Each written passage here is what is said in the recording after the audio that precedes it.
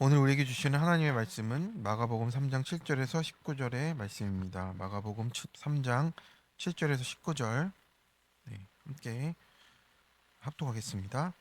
예수께서 제자들과 함께 바다로 물러가시니 갈릴리에서 큰 무리가 따르며 유대와 예루살렘과 이두메와 요단강 건너편과 또 두로와 시돈 근처에서 많은 무리가 그가 하신 큰 일을 듣고 나오는지라. 예수께서 무리가 에워싸 미는 것을 피하기 위하여 작은 배를 대기하도록 제자들에게 명하셨으니 이는 많은 사람을 고치셨으므로 병으로 고생하는 자들이 예수를 만지고자 하여 몰려왔음이더라. 더러운 귀신들도 어느 때든지 예수를 보면 그 앞에 엎드려 부르짖어 이르되 당신은 하나님의 아들이니이다 하니 예수께서 자기를 나타내지 말라고 많이 경고하시니라. 또 산에 오르사 자기가 원하는 자들을 부르시니 나아온지라. 이에 열두를 세우셨으니 이는 자기와 함께 있게 하시고 또 보내사 전도도 하며 귀신을 내쫓는 권능도 가지게 하려 하심이로라.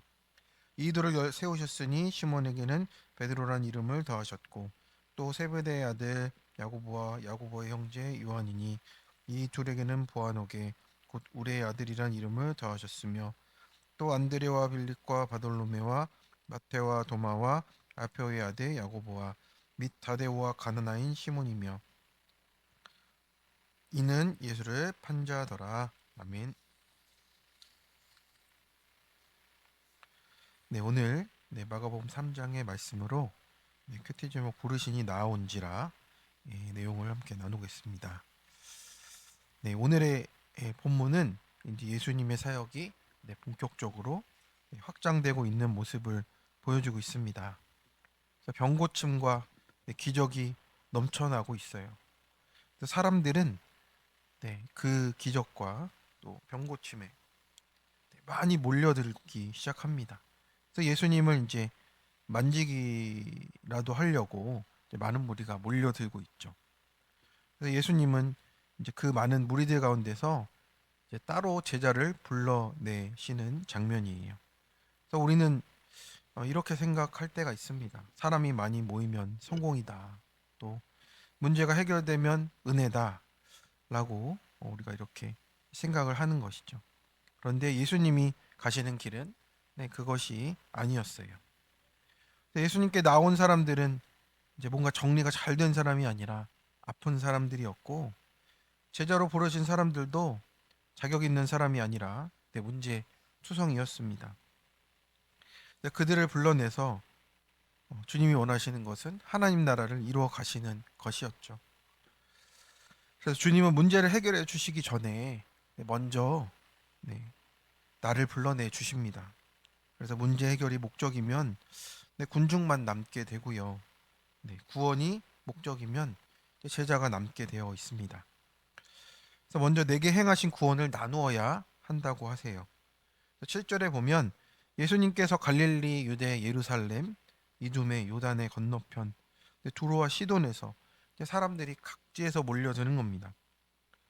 유대인, 이방인, 또 종교적인 사람, 또 주변부 사람들, 또 도시의 사람들, 지리적으로도 신앙적으로도 한데 섞일 수가 없는 사람들이 막 몰려든 겁니다. 근데 왜 이렇게 모였나 보니까 그가 하신 큰 일을 들었기 때문이라고 이렇게 말씀을 합니다. 그런데 우리가 이 예수님이 하신 이 큰 일을 참 우리가 바라볼 때 어떤 눈으로 바라보는가를 오늘 우리가 생각해 봐야 한다라는 거죠.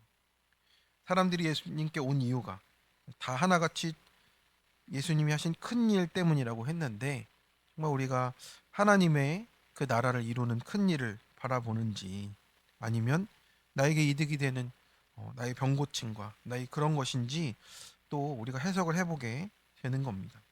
그런데 하나님께서는 우리 예수님께서는 각자의 인생에 행하신 큰 일이 있다라고 말씀을 해 주시는 겁니다. 그래서 문제는 무엇입니까? 10절에 보면 사람들이 밀쳐서라도 만지려고 하고 있어요. 이 상황은 엄청난 위험한 상황이잖아요. 우리가 겪은 일 중에서도 그런 일들이 있잖아요. 군중이 몰리다가 누가 한 명이라도 넘어지면 큰 사고가 날 수밖에 없는 아주 위험한 상황입니다. 그래서 예수님도 그것을 피하기 위해서 작은 배를 대기시켜라 이런 얘기를 할 정도로 지금 이게 위험하고 아찔한 상황 속에 놓여 있습니다. 그런데 이게 참 좋은 것만이 아닌 거잖아요. 결국에는 네, 아우성처럼 다가오는 겁니다. 그냥 나를 고쳐주세요. 아니 아우성으로 지금 사람들은 앞뒤 재지 않고 예수님을 붙들려고 하고 있는 겁니다. 우리가 응급실에 보호자로 가보면 어떻습니까? 사람들 모두 절박하잖아요. 이 사람 내가 절박하다 이렇게 얘기합니다. 그렇지만 응급실은 순서가 다 있더라고요. 네, 그 순간에 의사가 이제 분별을 하고 이 사람이 먼저고 저 사람이 좀 나중이다. 이 사람은 황색이고 이 사람은 빨간색이다. 이렇게 분별해서 이렇게 나누는 것을 보게 됩니다. 환자의 입장에서만은 보면 억울하잖아요. 내가 먼저 왔고 의사가 어떤 사람인지 병원의 철학이 무엇인지 중요하지 않게 지금 나부터 살려달라 이렇게 아우성치는 이런 군중 속에서 예수님은 그 길이 아니라 주님이 가셔야 될 길을 가고 있고 또 사람들은 예수님을 주님으로 모시기보다 응급처치자로 지금 막 붙들려는 겁니다. 그래서 우리도 이런 모습이 있습니다. 병원 고침 받고 싶고 문제는 해결받고 싶은데 말씀 앞에 서기 싫고 관계 안으로 들어오는 것을 부담스러워하는 모습인 거예요. 더 심각하게 나오는 장면은 11절 12절의 모습이에요. 귀신 들린 자들이 이제 예수님을 알아보고 외치는 겁니다. 당신은 하나님의 아들이니이다 라고 막 뭔가 베드로가 할 법한 고백을 이제 하고 있어요. 그런데 예수님은 잠잠하라라고 그들에게 말을 하는 겁니다. 왜 그렇습니까? 고백은 맞는데 예수님과 관계를 맺지 않은 고백이에요. 그 뜻은 뭡니까? 회개가 없고 삶의 순종이 없는 고백이기 때문에 그러니까 귀신 같은 믿음이 이렇다라는 거죠. 회개도 없고 삶의 순종도 없는 이 귀신 같은 믿음이에요. 은혜를 받았다고 말하면서 그 은혜로 다른 사람을 살리지 않게 되면요. 그 은혜는 나를 그냥 교만하게 만들 뿐이라고 하십니다. 그래서 우리가 오늘 이 모든 믿음을 살펴보게 되는 거죠. 정말 아우성치는 믿음이 있고요. 또 귀신 같은 믿음이 있다라는 거예요. 네, 그런 믿음들이 주님께 나오지만 주님은 그 우리가 에워싸는 것을 피할 수밖에 없는 상황이 되는 겁니다.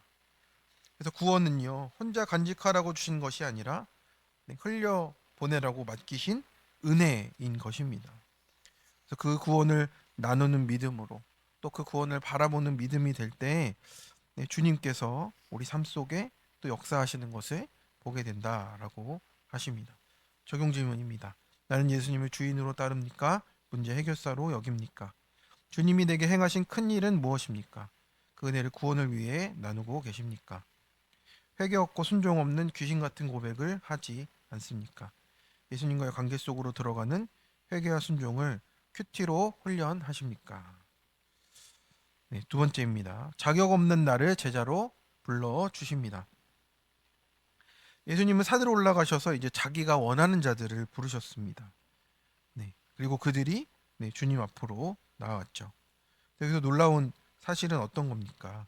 사람이 많다고 아무나 부르시지 않고 원하는 자들을 따로 부르셨다라고 해요. 근데 그 원하시는 것이 참으로 우리가 보기에는 참 이해가 되기 않습니다. 제자의 명단들을 면면히 살펴보면 이렇습니다. 베드로는 충동적이고 말이 앞서요. 야고보와 요한은요, 우레의 아들이라고 할 정도로 불같은 성격이 있고 자기들의 자리가 욕심이 많은 사람들입니다. 마태는 누굽니까? 매국노 칙을 받던 세리입니다. 도마는 누굽니까? 의심하는 자예요. 빌립은 누굽니까? 똑똑해서 계산을 잘하는 자예요. 가나나인 시몬은 열심당원입니다. 가룟 유다는 또 누굽니까? 결국 예수님을 파는 자예요. 다 치우친 사람이고 괜찮은 사람이 하나도 없습니다. 그런데 그 예수님께서는 이 사람들을 원하셨다라고 하는 거예요. 왜 그렇습니까? 이 사람들을 살려내는 것이, 이 사람들이 살아나는 것이 정말 약재료가 되는 거예요. 그리고 정말 우리가 보기에는 제자일 수 없는 사람들이 주님께서 보시기에는 그 사람들을 원하시는 자라는 것이 우리에게 얼마나 은혜가 되는 것입니까? 나도 이런 사람인데, 내가 부르심을 받을 수 없는 사람인데 자격 없는 나도 불러주시네가 되는 은혜가 있는 겁니다. 그래서 은혜로 부르시고 은혜로 또 이루어 가시는 겁니다. 그래서 예수님이 이들을 부르신 목적을 분명히 하시잖아요. 14절에 보면 이는 자기와 함께 있게 하시고, 이게 가장 큰 목적이에요. 함께 있게 하시는 겁니다. 그리고 또 보내사 전도도 하시고 귀신을 내쫓는 권능도 가지게 하려 하심이다 라고 했습니다. 함께 있게 하시고 그 다음 보내세요. 그러니까 주님 안에 있는 훈련이 그만큼 중요하다라는 거죠. 그래서 주님이 쓰시는 사람은 준비된 사람이 아니라 함께 있는 사람이라고. 그래서 같이 울고 같이 주님 앞에 회개한 사람이 먼저 보내심을 받게 되어 있습니다. 그래서 우리는 자주 아이들에게 이렇게 말하죠. 말 잘하면 내가 원하는 거 해줄게. 사랑을 받기 위해 조건을 채우라고 하는 거잖아요. 그러다 보니 이런 부작용도 생기더라고요. 이거 하면 뭐 해줄 건데? 라는 겁니다. 네, 아이니까 그럴 수밖에 없다는 것을 참 이해가 됩니다. 그런데 우리 예수님은 우리를 어떻게 훈련하시고 부르십니까? 네, 잘해서 부르신 것이 아니라 우리를 부르시고 함께 계셔 주시는 것입니다. 우리 청년의 간증을 봤어요. 네, 몸에 힘이 빠지고 눈앞이 캄캄하고 극심한 고통과 정신을 잃는 미주신경성 실신 증상이 계속되는 청년입니다. 근데 학교에서도 이거 안 드러내려고 고등학교 때 막 교실을 뛰쳐나갔는데, 네, 결국 화장실에 쓰러져 있는 모습을 친구들이 보게 돼서 수근수근 되는 모습을 보며 되게 원망하게 되었다고, 하나님을 원망하게 되었다라고 합니다. 그럼에도 하나님은 자신을 포기하지 않으시는 하나님이시어서 그 사건을 주셔서 또 깨닫게 하셨답니다. 혼자 이겨내려고 노력했는데, 네, 이제 지하철에서 결국에는 온몸이 비틀어지면서 쓰러졌다라는 거예요. 그 사건 이후로 자기의 모습을 보게 됐답니다. 거기서 혼자 이겨내려고 하고 많은 사람들 앞에서 또 그 조롱박 수군수군됨을 당하고 또 그런 일을 겪으면서 내 힘으로 이길 수가 없다는 것을 인정하게 됐다고. 그래서 나를 부르신 이유가, 또 제자들을 부르신 이유가 함께 있게 하시고 보내시어서 전도하시는 것을 깨닫게 되니, 아, 내가 건강의 우상이 있었구나. 그리고 내 힘으로 헤쳐가겠다는 교만이 있었구나. 그래서 미주신경성 실신의 증상을 그제서야 하나님 안에서 해석하게 되었다고, 그렇게 인정하게 되었다라고 합니다. 그래서 사람의 시선을 또 원하고 또 인정받고자 연약함을 감추고 했던 이 부분을 이제 하나님 앞에서 또 고백하며, 하나님이 주신 허락하신 이 일을 통해서 또 내가 믿지 않는, 내 주변에 믿지 않는 사촌 동생을 또 믿음으로 인도하기를 소망한다고 이렇게 고백하는 청년의 모습이었습니다. 참 이 간증을 보면서 또 묵상을 하게 됩니다. 저도 참 혼자 이겨내려고 하는 사람이 맞구나. 그리고 많은 사람들 앞에서 내가 비틀려지는 모습을 보여주지 않으려고 하는 내 교만이 크구나. 결국에는 쓰러지고 넘어지는 것을 드러내도 이게 주님이 나를 부르신 이유인데 그것을 내가 가리려 하는구나. 내가 자칼로 또 살고 있구나를 고백하게 하시는 것 같습니다. 결국에는 사람의 시선이 두려운 것이고 또 인정받고자 하는 내 연약함을 감추려 하는 것이고 내 힘으로 이기겠다는 내 교만이 저도 똑같이 고백이 됩니다. 그렇지만 우리가 바라는 것이 정말 하나님이 나를 살리신 것처럼 다른 사람을 살리시는 것에 있기를 원합니다. 제가 아직 부족해서요. 조금 더 정리되면요가 아니고 부르심에 하는 것이 주님의 제자됨에 또 고백하는 것입니다. 우리가 조심할 것은 무엇입니까?